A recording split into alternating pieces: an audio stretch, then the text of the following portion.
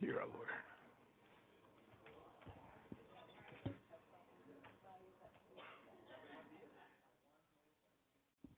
Okay.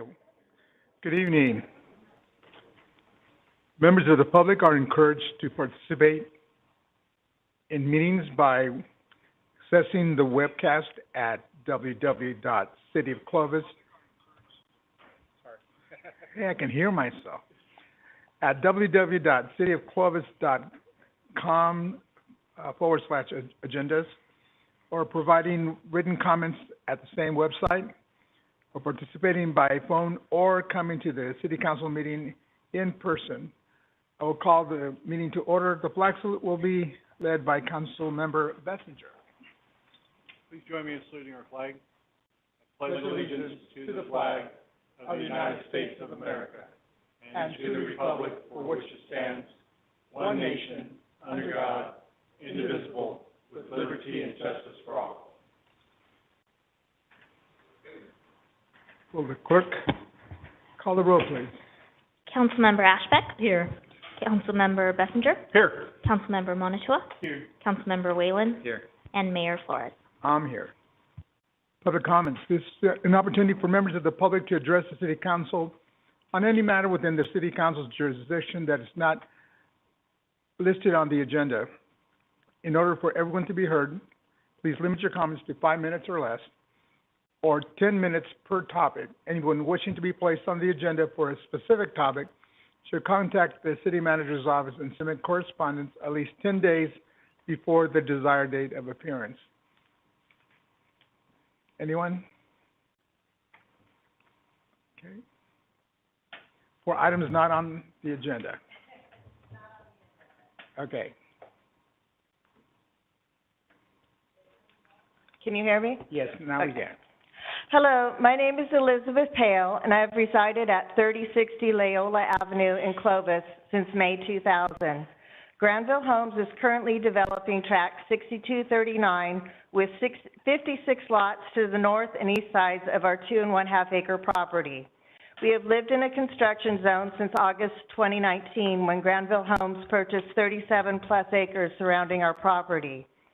In May 2020, Granville Homes started developing our property after purchasing the 4 neighboring homes and transformed our private road into Loyola Avenue. I have repeatedly asked Granville Homes to provide the following, but I have been unsuccessful. Number 1, a survey map of 3060 Loyola Avenue, Clovis, showing our parcel with the location of the property corner monuments and easements. We do not have an official document locating our north property line. Our old survey shows monuments which were removed by Granville Homes during construction of Loyola Avenue. Number 2, the amount of fee reimbursement Granville Homes is expecting us to pay them if we choose to divide our property. Number 3, a plastic barrier to keep dogs, people, garbage out of our pasture. We had a 5-foot hedge along the front of our pasture to keep dogs, people, and trash out. Granville Homes removed the hedge in October 2020. I'm waiting for Granville Homes to replace the landscaping they removed and altered when Loyola Avenue sidewalks and a gas line were installed. The hedge protected my livestock, and they are at risk without a barrier between the fence and neighbor dogs. Today, I went out in the pasture with my animals so I could supervise them, and there's trash all over the pasture, which I continually clean, and I had to pull plastic bags out of their mouths. This has been an ongoing issue. And the last item, number 4, Rod Pate, the production manager from Granville Homes, has previously told us on numerous occasions that Granville Homes would pay Dooley Landscaping to repair our front yard, including laying our river rock, plants, and transitioning the slope to the sidewalk. Our front yard was dropped about 3 feet, so now there's just a drop off. They were supposed to repair it to the way it was before the construction of Loyola Avenue. On October 27th, Rod Pate told me that Granville Homes would not do anything else to our property. I would like somebody to look into these issues. It's been an ongoing, process that we've been working with, trying to work nicely with Granville for the last couple years. I have before and after pictures of our front yard, and that's what I'm here for. Thank you. Thank you. Would you mind giving me your address one more time, please? 3060 Loyola. Okay, thank you.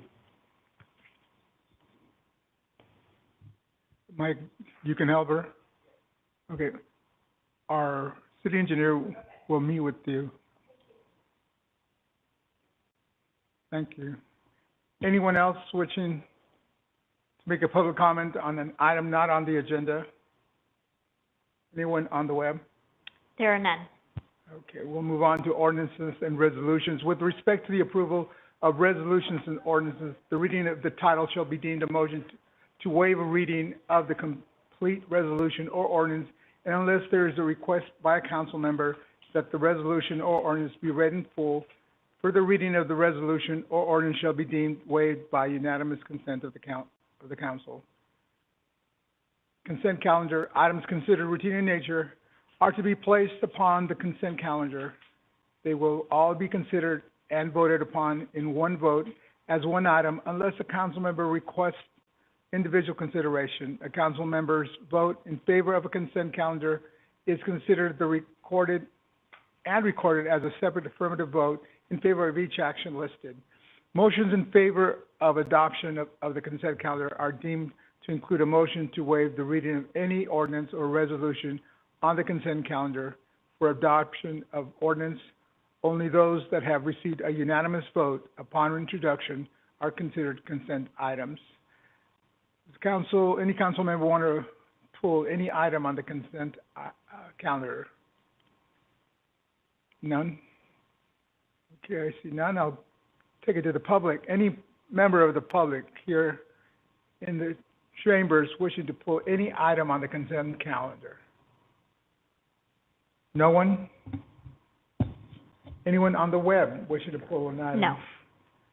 Okay, I'll bring it back to the council. I'll move for approval.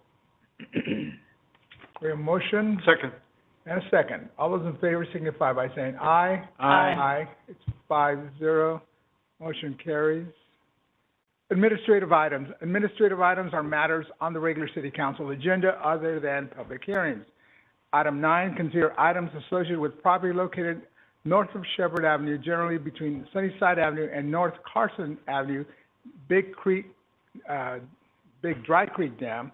A, consider approval of a resolution, a request by Wilson Premier Homes to modify the boundary of a proposed amendment to the City of Clovis sphere of influence, reducing acreage from more or less 1,050 acres to 155 acres, and to allow for the preparation and submittal of an application to the Fresno County Local Agency Formation Commission, and B, consider approval of resolution, a request authorizing the city manager to execute an amendment to the previously executed consultant agreement between the City of Clovis and De Novo Planning Group for the preparation of an environmental impact report and related services. Staff member will be Ricky Caperton. Good evening, Mayor, members of the council. Just to point out, I did put a couple of letters up there, some correspondence we received following publication of the staff report. Two of the letters generally request or to still be included in the sphere, which would be outside of the new boundary if approved. One of the letters was more just a comment, and it wasn't really a question per se. And then one of them was a letter of support. So to begin with just a little bit of background, I'm not going to go back through the entire 4 years. This has kind of been in play, but most recently, earlier this year in March, Council directed staff to proceed with an EIR consultant agreement and preparation and submittal of an application to LAFCO for the 1,050 acres north of Shepherd to be included in the city's sphere of influence. Following that, staff executed that EIR agreement, and staff began to work with the applicant on submittal of the required entitlements for that project. Between April and August, the applicant continued with some of their own due diligence efforts, which resulted in identifying potential biological constraints. There was a letter included as attachment 3, which outlines their concerns there. And then in September, they submitted a request to modify the SOI boundary to reduce it back down to 155 acres, which, if you recall earlier discussions on this item, that was the original request was more about that size. So again, the request tonight is to reauthorize staff to continue moving forward to expand the city's SOI with the revised boundary of 155 acres, to reauthorize staff to prepare and submit the application to LAFCO, as well as to reauthorize the city manager to execute an amendment to the previous agreement, since if the boundary gets reduced, it's likely the EIR costs are going to go down significantly, so we'll have to renegotiate the scope and budget for the EIR. So as you can see here, the 1,050 acres is shown there in the red line, and then the yellow boundary you see there would be about the 155 acres, going from Sunnyside over to Fowler, and then Perrin down to Shepherd. So when we got this request, staff does think it's reasonable for the revised boundary for the reasons stated by the applicant. It also allows for greater efficiency in processing the request for the applicant to develop those 75 acres on that northeast corner, Pecan Orchard, or former Spensley piece, which some of us know it as. It also reduced the cost of the EIR and eliminate the need for cost sharing from the city's part. If you recall, last March, the city was going to participate in some cost sharing of the EIR because of the boundary. And then it also provides additional time to prepare a master plan for that acreage near the Dry Creek Reservoir if the applicant chooses to move forward at a later date, because that area is within a focus area, it requires a master plan. So if we do go down to this smaller boundary, it will allow them to continue a little bit more efficiently on those 75 acres and, kind of reanalyze what they want to do with that other acreage. So for outreach for this meeting, we were directed, or staff was directed by council at a previous hearing, I believe last September, to notify property owners within the 1,050 acre sphere, within an 800-foot radius of that sphere, and then also within the Dry Creek Preserve area. So prior to tonight's meeting, we did send out those notices. About 1,200 to 1,300 notices went out to those property owners. We did receive the letters, like I mentioned earlier. So we have the 2 letters that state they, would like to still be included in the sphere. We have 1 letter in support of the new sphere, and then we got 1 comment from somebody south of Shepherd, just as a comment. So with that, if approved tonight, staff will immediately begin working with De Novo, which is the EIR consultant, to get a revised scope and budget for the EIR. Applicant and staff will continue to work together to determine the entitlements that would be needed for the project, and then as well as start to work on the LAFCO application in coordination with county. And then also additional neighborhood meetings will be held as part of the process, whether that's the EIR process or entitlement process. There's going to be other opportunities for public input along the way. So with that, staff recommends that the City Council approve the resolutions as read earlier before the presentation. So staff is available for any questions. I know the applicant and their team is here as well. And that concludes my presentation. Questions for Ricky from the council? Bob? Thank you. Ricky, I'm just curious about the rather large homes that are kind of in the northwest corner of the revised request for sphere of influence expansion. And I don't mind us trying to help them out if they think that they want to be within the city of Clovis. But I've heard some discussion about how they would rather not be within the city of Clovis, and I think that it's fine with me if they don't want to be in the city of Clovis. We only want people who want to be in the city of Clovis, So have you got a pretty good read of whether those folks that are on that Purdue and Lexington section there have any interest in joining us? Yeah, sometime last year and probably even a little bit longer, or far along before that, we had a couple of neighborhood meetings with those folks. I'll let the applicant kind of speak if they wish to kind of decide more on temperature. From the meetings that I participated in, it seemed like it was they saw the benefit of it just for being one step closer to potentially getting water if they were to get annex.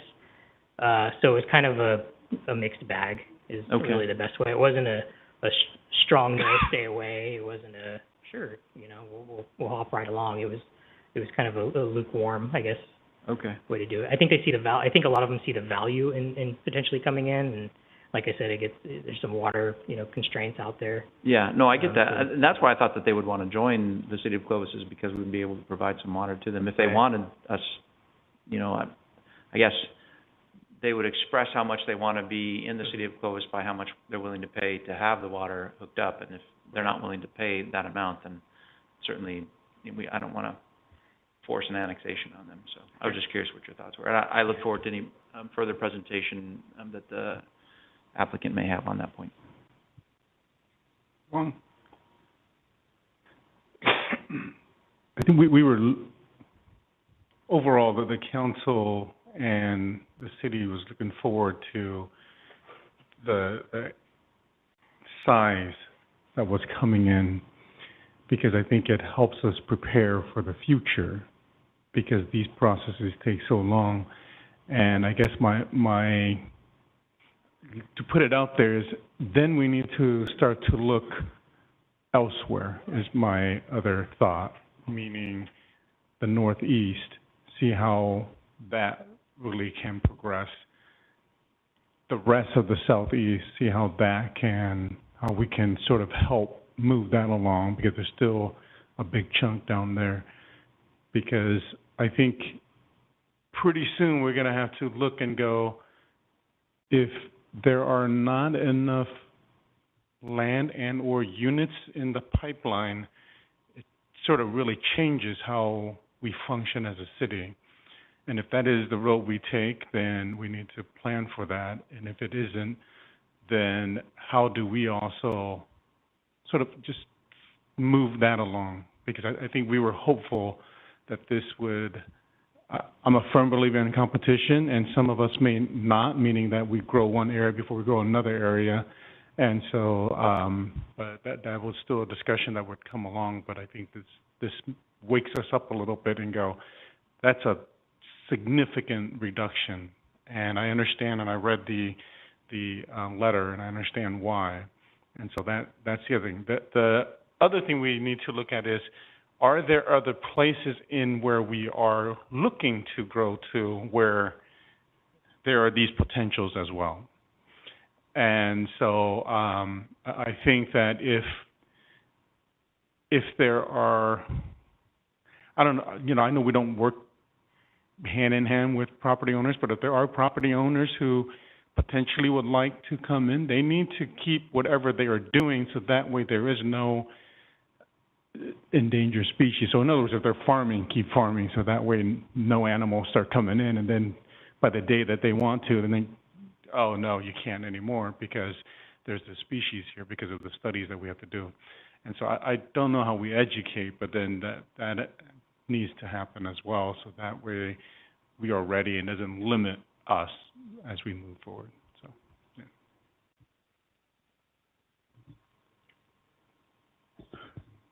yeah.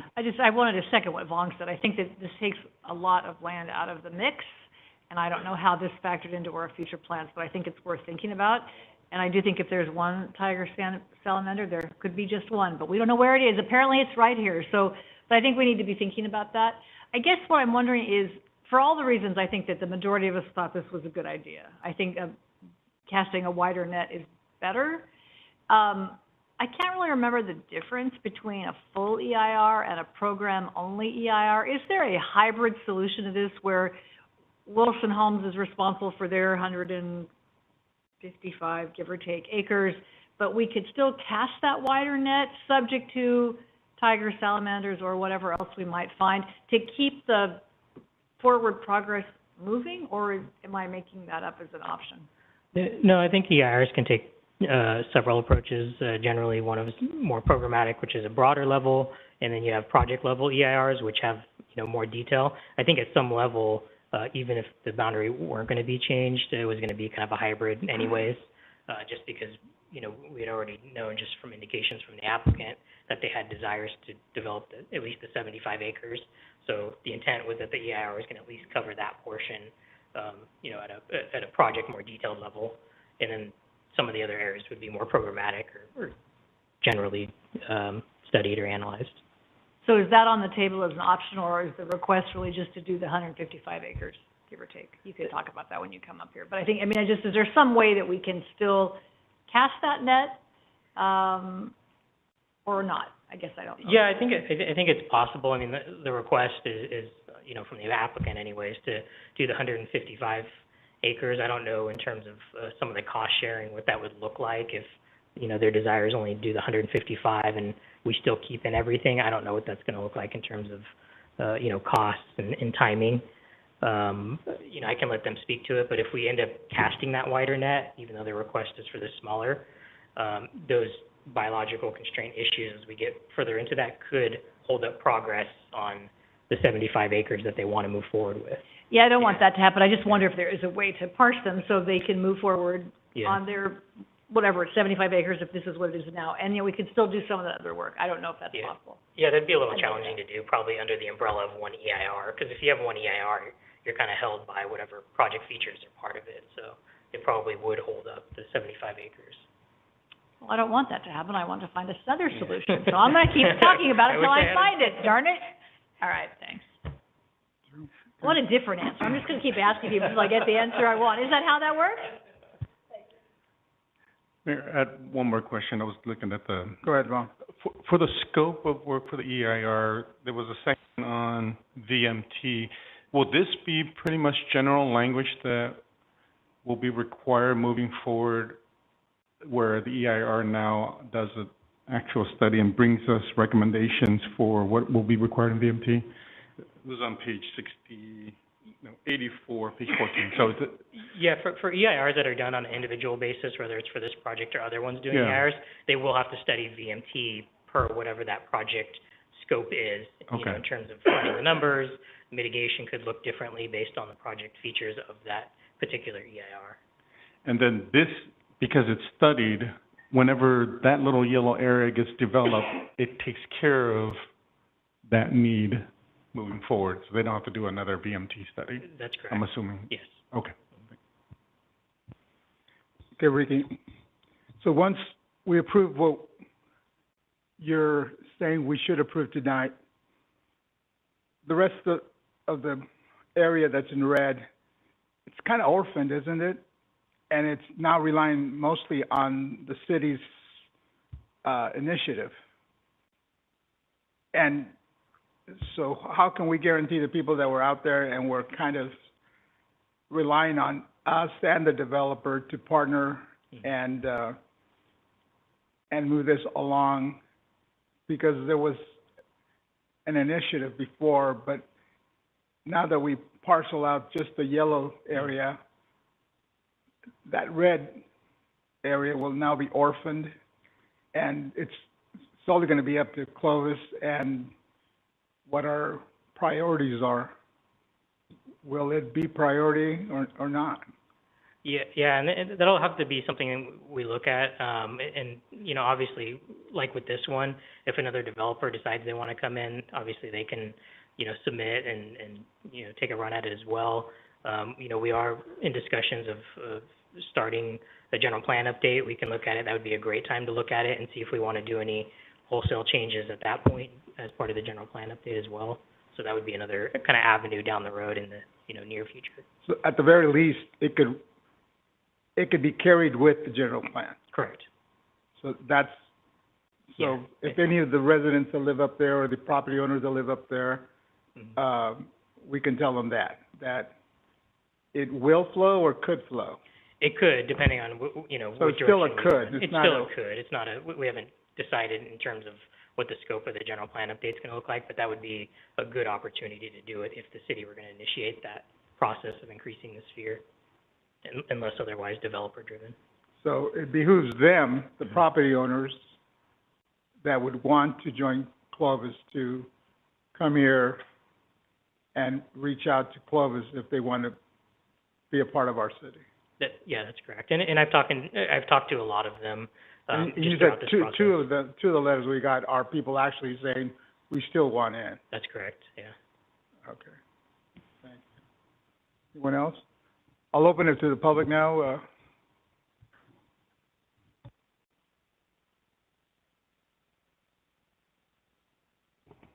Good evening, Mr. Mayor, members of the council. I'm Dirk Puschel, and my business address is 923 Van Ness in Fresno.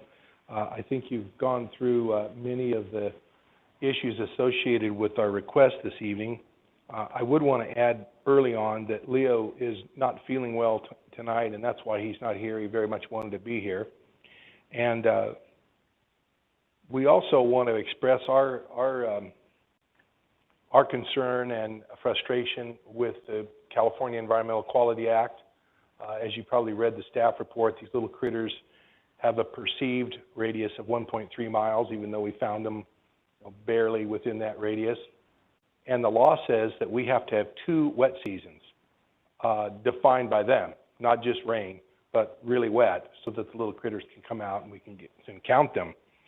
So that's very problematic, because we thought that the larger boundary would provide some economies of scale and a larger look at the development along Shepherd. So we share many of the same ideas that the council does.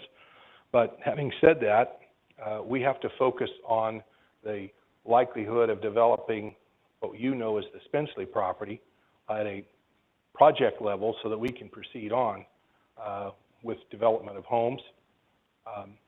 If I may go to Council Member Whalen's concern about annexing the folks in the northwest corner, the proposal would be to have the sphere changed, but the sphere isn't necessarily annexation, so that would be its own independent action.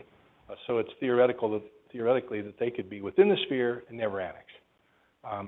So we appreciate the council's consideration this evening. We'd like to proceed with 155 acres. We'll recommit to work with the neighbors and with staff so that we bring you a good project some years from now. Happy to answer any questions if you have them of me. Any questions for Mr. Puschel? Accommodation, if we never have 2 wet years again, what does that actually mean? I mean, legitimately, when was the last time we had 2 wet years? Like a decade ago? That's, Lynn, you asked the very I should run for question that we governor. asked. Because if we don't have 2 consecutive years, the state of California and the federal government are not going to accept the studies. It's that crazy. Seems like a legislative moment for a state elected official to work on that, because the world does But have we to. want affordable housing. Exactly. Oh, right. Oh, wait. And no, you can't drive to get anywhere. Oh, yeah, Right. there's that. There's that too. Complicated. But anyway, yeah, that's an unfortunate criteria that probably nobody imagined in a drought generation. We may never have that again. Well, Dirk, any idea on sort of this CTS mitigation of when land will be available? Who makes that determination? How does that land become available where the state says, here's some available land to mitigate? So the process is that we would have a biologist that is certified in CTS habitat, and they actually grade the habitat value. It's like a 1 to 100, 100 being really good. You have to find the same quality of habitat that you're destroying somewhere proximate to the site, and I can tell you there is none now. And then you have to buy 3 acres for every acre that you've disturbed. So again, this is part of the state's Affordability Act of housing. It's very difficult because Caltrans bought most of the CTS land up building high-speed rail. So there's none in the marketplace, and just by way of information, that land that is being sold is somewhere in the $150,000 an acre range. So that kind of gives you an idea of the difficulty of not only finding the land, but buying the land. Thank you. I just kind of want to follow up. So, on that replacement land that, would be necessary, one of my thoughts, Dirk, was to try to get some land purchased for a public purpose, yet also protecting, any species that may be, there.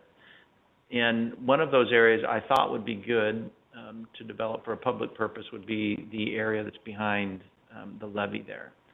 There has been some visioning taking place about how that can somehow be a regional park at some point. It seems like it is relatively close to this particular area. I don't know whether the tiger salamander habitat would thrive there, but I didn't know if you had given it much thought in your analysis as to whether that could possibly be an area that we can utilize as replacement so that we can also develop it into a regional park. As you may recall, there was a discussion years ago about having a regional park in this area, and it would be about 3 times the size of Woodward Park. I can tell you that the Harlan family is actively pursuing a mitigation bank on the lands that they own north of Shepherd, just behind the levee. And based on conversations that we've had with experts who understand CTS, a range of little critters, that this may be one of the richest areas in the Central Valley for a mitigation bank. That process also requires an environmental impact report that the Harlans are looking at pursuing so that it could bring that to you that would serve regional needs. In other words, not just Harlan needs, but regional needs of Clovis to offset these CTS. There's a whole range of other kit fox. There's a range of little critters out there that could be mitigated in this property. At $150,000 an acre, I might want to buy some property out there and try to get my premium as well. So, just kidding. Did I just give myself a conflict of interest in any future? Thanks, Dirk. Thank you so much. Thank you. Thank you. Anyone else wishing to speak on this item?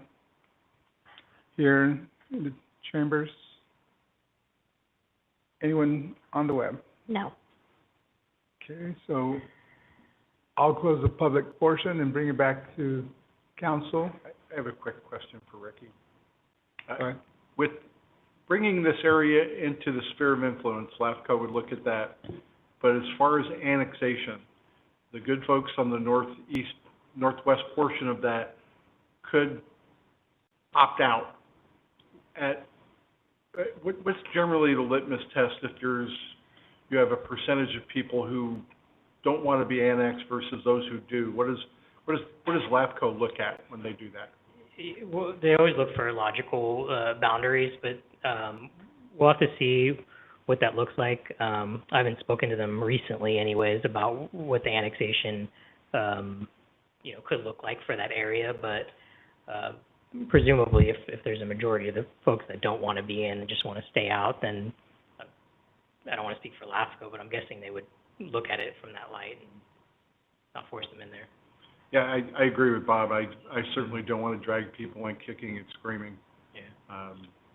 Either they want to be part of the family or they don't. So that's all I have. Thank you. I'll make a motion that we modify the boundary of the proposed amendment to the sphere of influence from the 1,050 acres to approximately 155 acres, and then prepare that submittal to LAFCO. I'll second that. We have a motion and a second. All those in favor signify by saying aye. Aye. The 5-0 vote. And I'll make a motion that we authorize the city manager to execute the amendment to the previously executed agreement for the EIR. I'll second that. We have a motion and a second. All those in favor signify by saying aye. Aye. It's 5-0 vote again. Motion passes unanimously. Go to our next item. Mr. Mayor, just real quickly, I need to recuse myself from item 10. I live within the conflict area, so I will be leaving the room. Okay.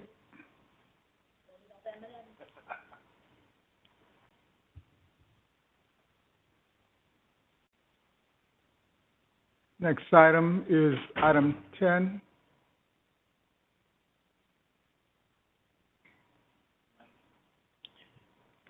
I was actually going to cover that item. This is just a final acceptance, which is normally just on the consent calendar. We have conflict with the council member Bessinger owning property in the area. We have staff in the audience if you want a staff report. Otherwise, it's just a routine final acceptance for a project that was done for road improvements along Clovis Avenue. So the only reason it's not on the consent calendar is because of the conflict? Yes, sir. Okay. And for the record, it's consider approval of final acceptance of CIP 2011 Clovis Avenue Street Rehabilitation. Correct. Okay. So we don't need a report? I don't need, just question for the future, Scott. You know, I've been on the commission 10 years. I've never recused myself on any of these that are for CIP, you know, kind of close to where I live. So if we have to, will you be informing us in the future? Because this is the first time I ever saw one of the council members. If I could do a quick update also, is going to be that in the past year, the law has been changed where it used to be 500 feet. It's now 1,000 feet. So we do have a conflict of interest map that staff does use, and we do the best we can to identify projects that are adjacent to council members' property that's owned. And so when the staff report comes before me, if I notice that it's there, I'll pull it off the consent calendar because we would have to pull it anyway.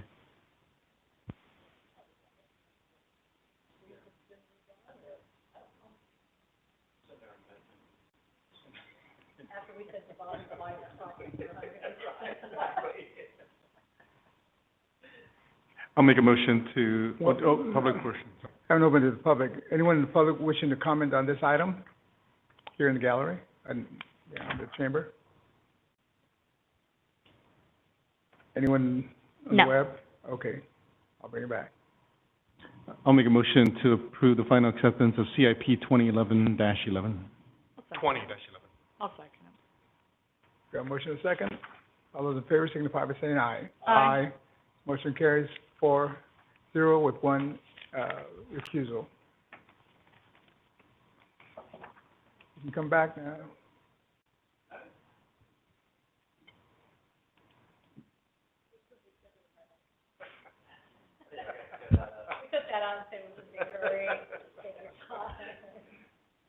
Next item is council items, number 11.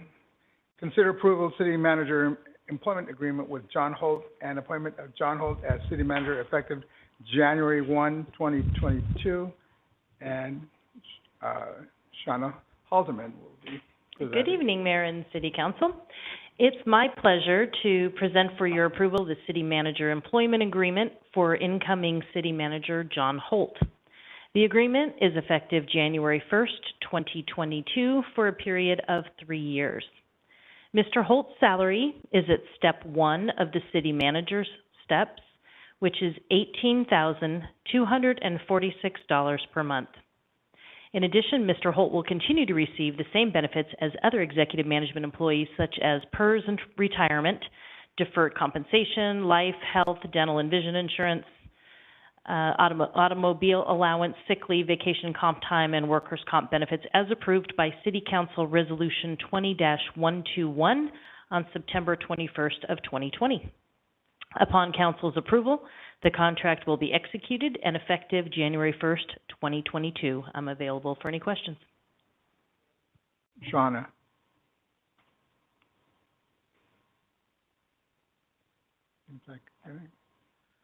I see here none.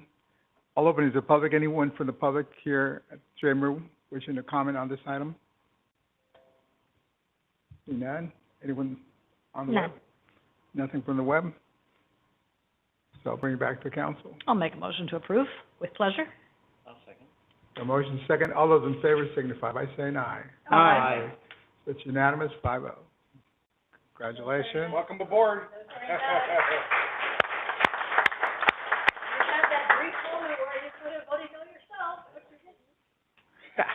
I don't think he has a vote. Okay, item 12, city manager's comments, COVID-19 update. Thank you, Mr. Mayor, members of the council. I just wanted to run through kind of an update on where we're at. These are the same slides I've been presenting the last few weeks. The slide on the left, the graph on the left is the confirmed cases in the county. The dark black line is the county, on the cases per 100,000. The gray line is the state. As you can see, we're still running a bit above the state as we did in the first wave. They are both trending down. They're spiking up and down, but we are continuing to trend downward, not as fast as the previous two waves, but we are continuing down. The graph on the right is the deaths on a per capita basis, and the state line is fairly flat. The county line is, if you actually run a 7-day average or whatever, it is trending downward, but again, it is a elongated trend and a slower descent, but they are heading in the right direction, but spiking up and down. So, this could change next week, so we're still keeping an eye on it. The next page, please. These are the hospitalizations. Blue is the total COVID hospitalizations in the county. Red are the ICU cases. Seem to be having a bit of a double bump on this wave for both the hospitalizations and the ICUs, although some anecdotal information talking to an ICU nurse yesterday. They are seeing the cases drop. They had a special unit they had brought in to increase the number of beds at Clovis Community Hospital for COVID ICU patients. He called it a PCU or PACU, something, I don't know. It's like a special ICU area just for these, and they dismantled that because the cases are dropping in the ICU. So that's good news. It still worth watching. We are continuing to see cases, so we'll keep an eye on that. Latest information from the state on the infections, vaccinated versus unvaccinated. The red line representing the unvaccinated cases on a per capita, the blue line representing the vaccinated. Again, the unvaccinated are 6.9 times more likely to get COVID than fully vaccinated. The figures on the left show you that 55% of the eligible recipients in Fresno County are vaccinated. Statewide, that number is 73%, and nationwide, it's 68%. And then this is a similar graph showing the death rate for unvaccinated versus vaccinated. Again, the unvaccinated rate of death is 15 times higher than the vaccinated, and but it is continuing to go down as the rate of death is continuing to go down, so that's good news. That concludes my report on COVID-19, and I'm open for any questions. Questions for Luke? Anyone from the public wishing to comment on this? Any on the web? No.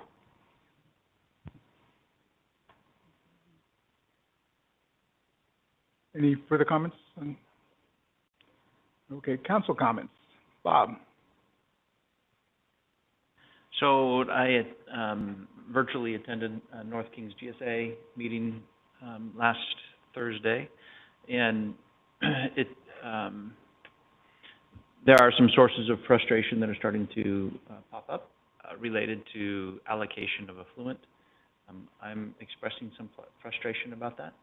You can imagine who the person is that I'm expressing frustration at, and so I'm hoping that, I guess from my perspective, it's just, there was some opportunity for the urban and the agricultural interests to be unified in our effort to make sure that the water is allocated in a way that we believe is appropriate. I don't think there's a lot of conflict between the urban and agricultural interests.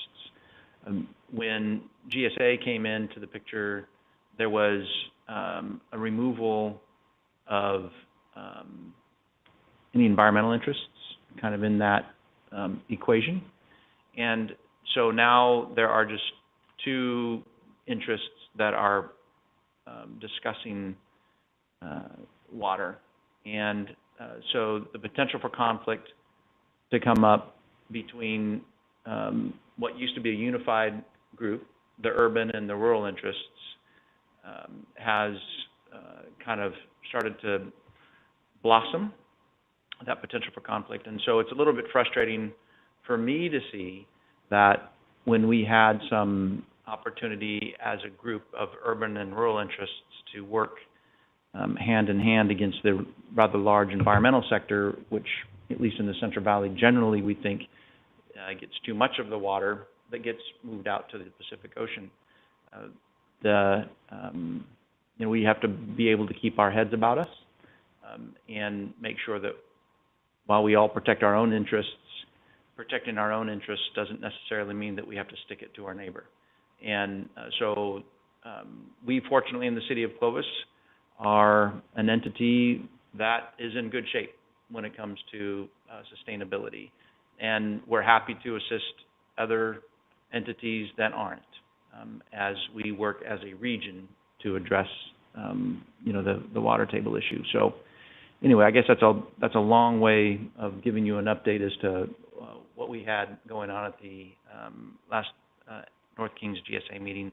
I'll continue to work on behalf of the city of Clovis. Scott's been a great asset for us, and I'm going to continue to make sure that this neighbor to our west doesn't act like the hog at the trough like it normally does, and create issues for everybody else.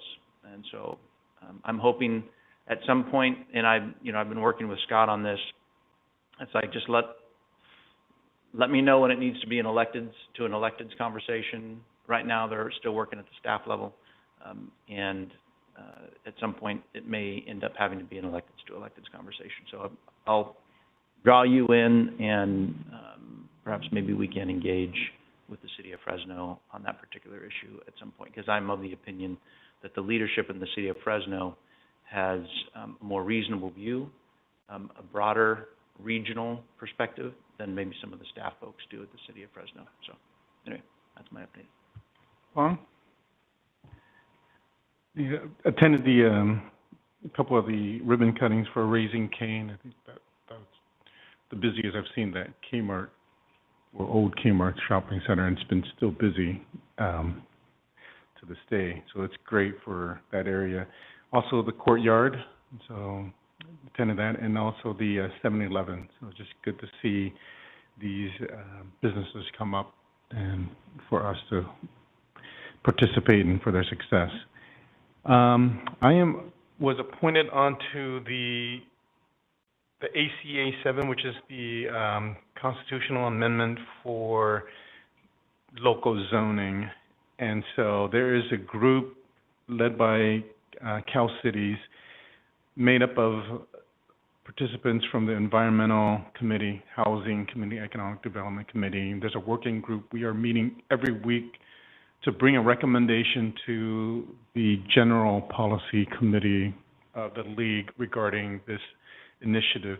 And so just to refresh our memories, the constitutional amendment for Amendment 7 would be that if the zoning and land use should be a local prerogative, and if there's any conflict between state law and local laws prevail.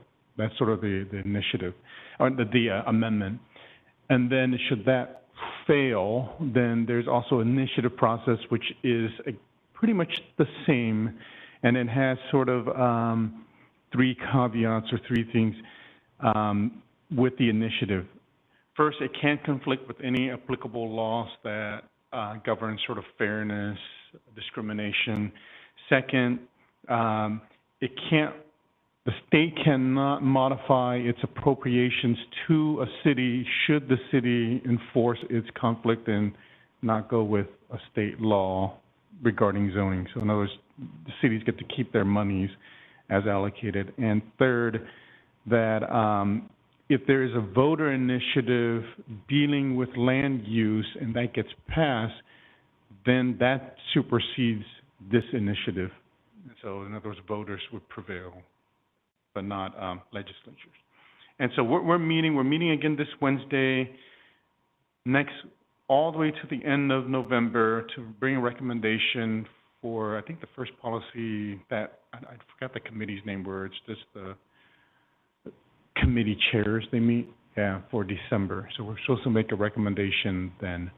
The group, it's actually an interesting group because it's pretty diverse.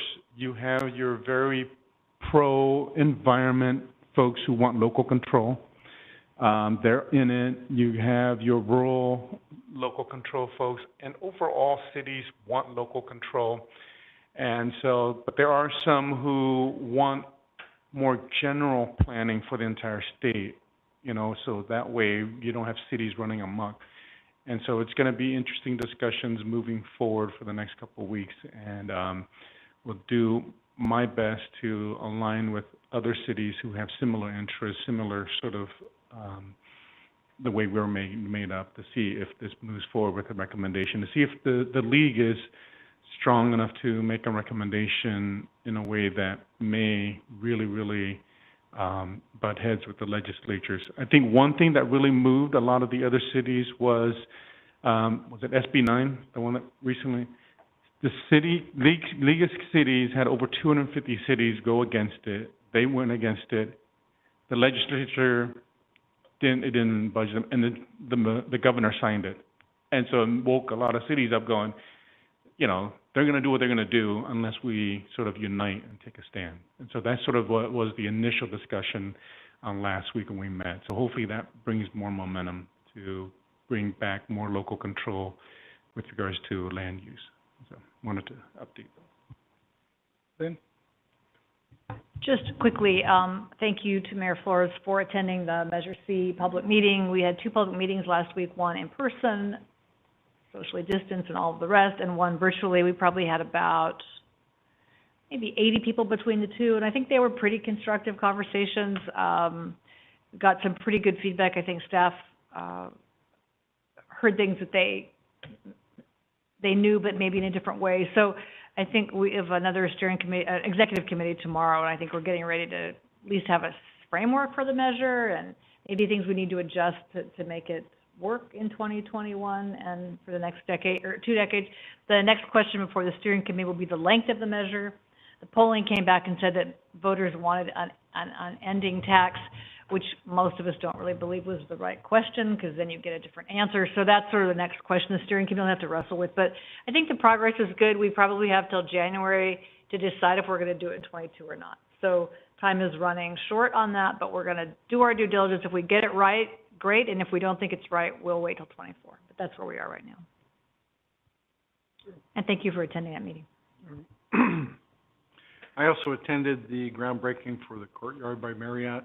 I was very impressed with the facility, and I also see it as an amenity for the neighborhood, because I can see the nice folks in the adult community behind there going and having a happy hour snack and going back home. I mean, I never actually didn't consider that when I looked at the project, but it's very, very well done. I'm impressed. That's all I have. I have to report that I attended the COG meeting, and along with all the other, that Raising Cane was a fun event in the morning, so that was good. Can I just say one thing about that? It's not my turn. There were 100 cars in the drive-through yesterday. 100 cars on a Sunday afternoon at 2 o'clock in a drive-through. Did you guys get to eat any of what they had? No, there was too many people in line. And it's chicken fingers. That's all they serve. I can't believe. I didn't think that a chicken's finger would be that good. Apparently it is. I might have to go by right now on my way home, you know. I haven't had dinner. There could only be 80 people in line right now. So the major topic at our COG meeting was sustainable community strategies. We had 3 scenarios to choose from, and so we heard what staff had done throughout the summer about the 3 scenarios that were available. One thing we had to decide is which one we were going to choose to go forward.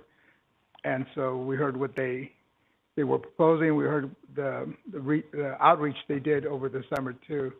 And the scenarios were scenario focuses on addressing equity and planning for transportation investment that meets the needs of the transit dependent communities. B, reducing sprawl while supporting higher density in urban centers to complement high quality transit investment, defines the scenario priorities. Then C, scenario prioritize converting important farmland conserving important farmland while providing for clean air and climate resiliency. And so we settled on scenario B, reducing sprawl while supporting higher densities in urban centers for complement high-quality transit investment defined by scenarios priorities. So there was some a little friction between the rural communities and the more metropolitan or urban communities, but at the end, scenario B was the one that prevailed. Other than that, that was it. And we have no closed session, so that's all we have tonight. So we're adjourned.